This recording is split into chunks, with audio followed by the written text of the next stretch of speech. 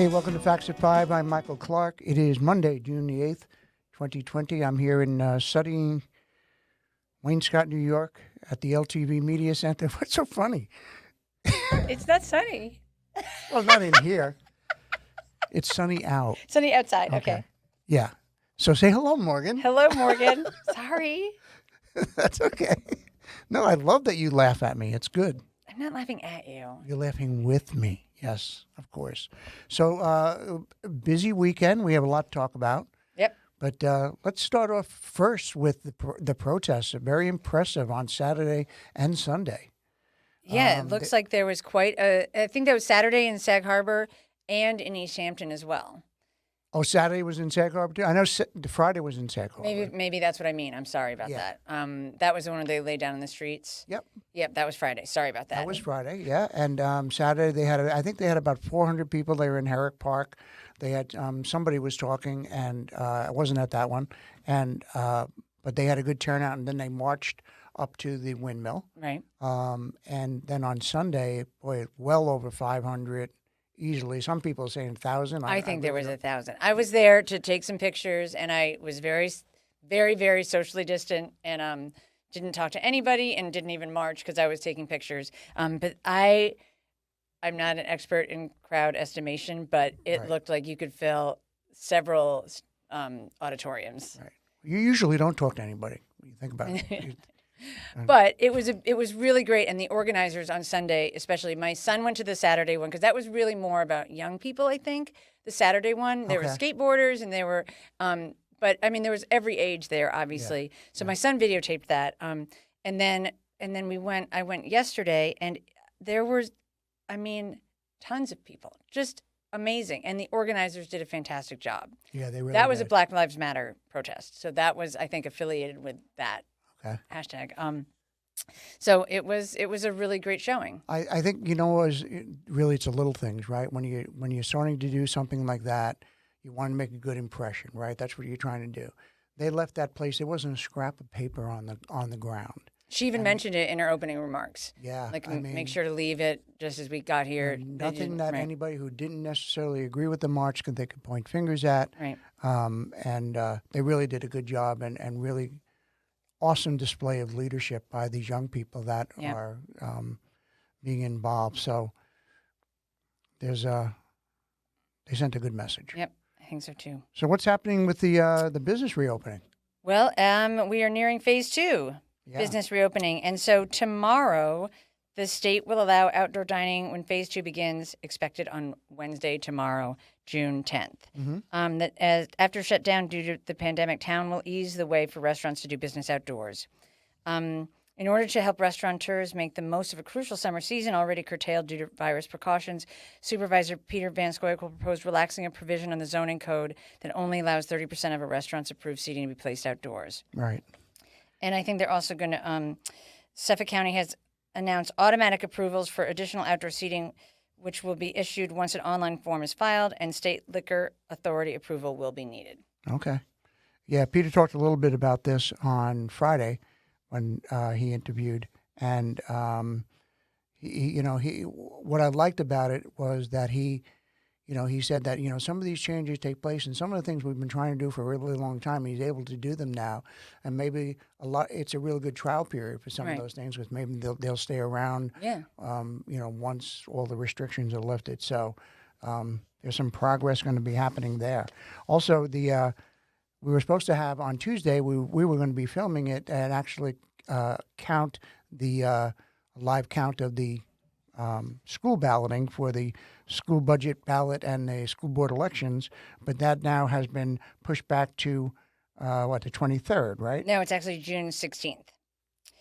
And received by mail through June 16th by the school district.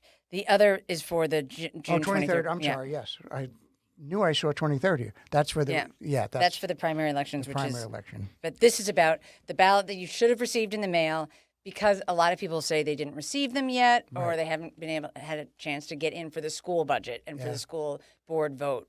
So that has been extended another week. Yeah, and I was glad to see that, because I just got mine on Saturday, believe it or not, and dropped them back in the mailbox, knowing that we were going to be doing it on Tuesday. So now I know that they're going to get there on time. So that's great that took place. And the June 23rd date is that the governor extended the deadline to submit absentee ballots until the day of the election. Okay. So to be counted, primary ballots must be postmarked by June 23rd. And so then I guess, I don't know if they wait to do the announcements. I don't know. I mean, it's pretty much a done deal. On anyway. on the actual Well, voting day? hasn't Biden already clinched? I believe he has. He's got the right number of delegates, I think. These are other primary elections, though. Don't forget, this is the legislature and a couple of other things. Yeah, that's true.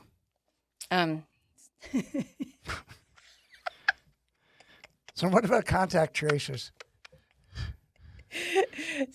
They, well, everybody's thinking president. I'm just saying, Come on. okay. That's all right. Pick on Mike there. That's all right, so I thought this was interesting, the contact tracing. Yeah. So this is everybody. I can imagine. I do this at home. I screen all my calls. If it's a number I don't recognize, I don't answer. Right. However, what they're asking you to do is that if you get a call from New York State Contact Tracing, which is 518-387-9993, please answer the phone. But they give you, this is from the newyork.gov website, a contact tracer will, and just so you know, so you're not scammed, they will never ask for your social security number. They will never ask for any private financial information. They will never ask for credit card information. They will never send you a link without proper authentication. Go ahead. Make fun of me.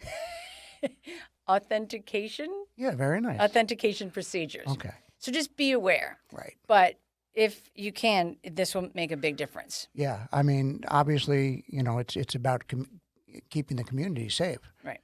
And so, yeah, it's good they're doing that, and onward we go with that. Yep.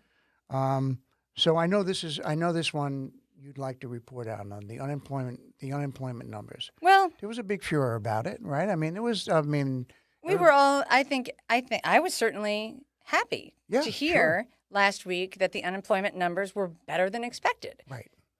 Fantastic. Sure. This is good. We want the economy back. We want people working. Right. But unfortunately, they're reporting now, and this is from Newsweek, that despite reports that the unemployment rate had fallen in May amid the coronavirus pandemic, not all furloughed workers were classified as unemployed.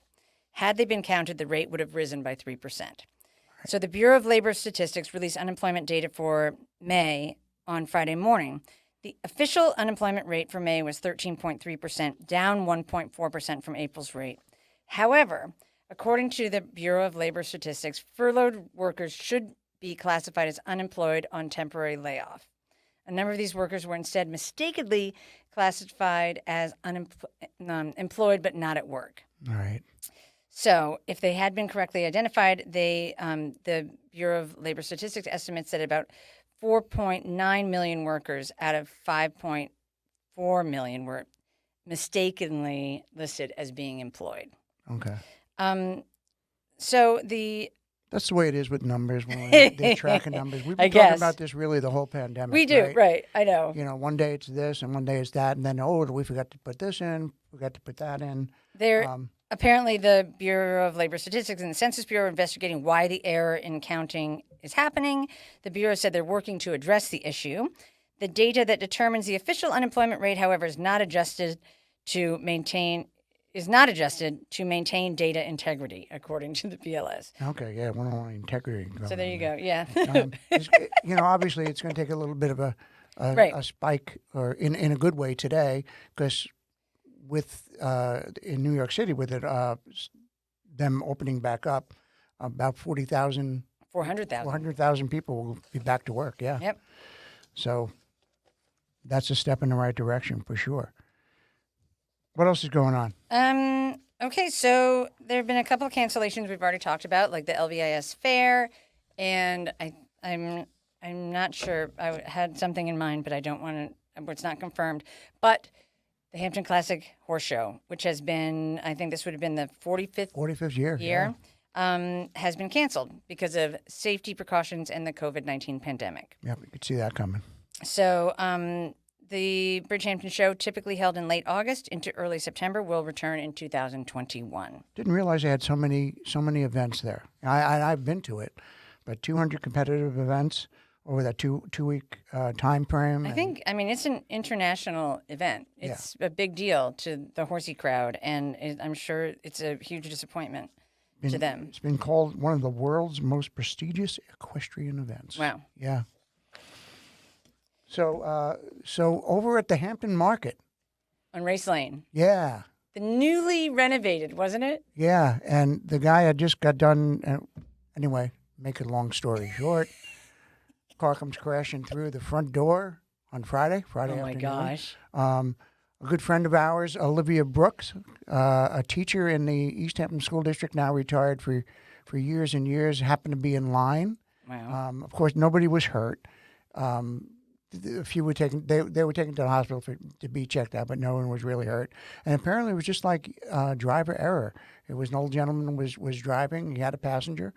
They just maybe I don't know. Maybe his foot got stuck on some really amazing photos of that. The car sitting in the aisle, but somehow the way they had positioned the aisle down that in that particular area of the store, the car just went right through. Went right in. Fortunately, no one was standing right there.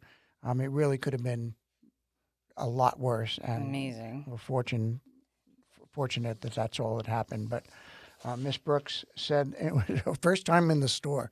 Wow. It was her first time in the store saying, she said that first responders arrived quickly. She goes, I felt so badly for the manager of that store. Meanwhile, she had gotten injured and had to be taken to the hospital, but not severely or anything. She said it was so well stocked and beautifully laid out, but that's so classic Mrs. Brooks, right? Yeah. If it hadn't been for the space that they had in the gigantic inner aisle, I think there would have been a more serious accident. It could have been so tragic. And the store remained closed as of yesterday anyway. Yeah. But that's really a shame. But that can happen, I guess, right? I guess it does. There you go. I'm glad no one was hurt, of course. Yeah. So anything else? No, I'm hoping to have some video of some of the protesting and in the next couple of days. Yeah. Yeah. Yeah, and Jody Gambino, who works here for LTV, is working on we were trying to put a whole show together about all of the different videos, with all the different videos and pictures and things about how the Hamptons responded. Oh, great. That's to awesome. this thing, and Jody's working on that now, so we'll announce that as soon as he's completed. Once again, thank you to our sponsor for Facts at 5, Sound Aircraft Services. And don't forget to follow Facts at 5 on social media, YouTube. Check us out on ltveh.org. And have yourself a good day. A good Monday. We always have a Monday show. Yes. We have a Tuesday show, too. You know what I mean. Okay. Yeah, we're gonna chalk this one up, folks. Talk to you tomorrow. Bye-bye.